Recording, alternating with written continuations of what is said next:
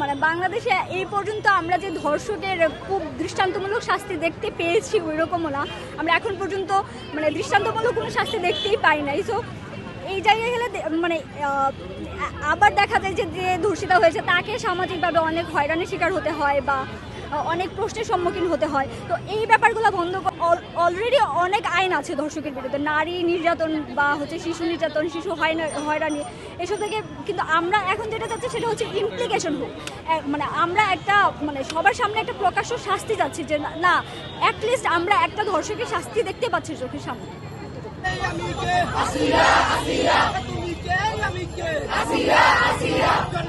যেই দেশে কখনো এরকম ধর্ষকের বিচার হয়নি সেই দেশে আজকে 100 হবে, কালকে 500 হবে, তারপর দিন আপনার মেয়ে, আপনার বোন, আপনার ঘরের বউরও ধর্ষণ হতে পারে। তো সেই ক্ষেত্রে আমাদের এমন কোনো বিচার হওয়া প্রয়োজন যেই বিচারের ফলে ধর্ষক এবং ধর্ষণ করতে পারে এরকম মানুষের মানসিকতার পরিবর্তন যেন হয়। সেই জন্য আমাদেরকে এমন বিচারের আওতায় আনতে হবে, একজন ধর্ষককেও যদি আমরা দৃষ্টান্তমূলক শাস্তি দিতে পারি তাহলে যারা ধর্ষণ করার মানসিকতা অথবা মানসিক বিকারগ্রস্ত যারা আছে তাদের কিছুটা হলেও বিবেকটা নড়ে উঠবে অথবা আমাদের দেশের একটা দৃষ্টান্ত স্থাপন করতে পারি।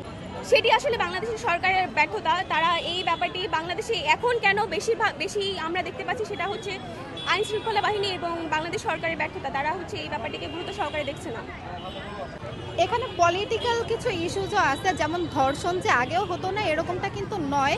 তবে আমাদের কাছে মনে হয় যে 16 বছর ধরে যে রেজিমটা টিকে ছিল তাদের স্বৈরাচারিতার কারণে বা তারা আমাদেরকে কিন্তু কথা বলার সেই জায়গাটা আমাদেরকে দেয়নি, যে প্ল্যাটফর্মটা আমরা এখন পাচ্ছি। কিছু একটা হইলেই আমরা এখন সোশ্যাল মিডিয়াতে পোস্ট করে দিচ্ছি বা এটা নিয়ে কথা বলতেছি।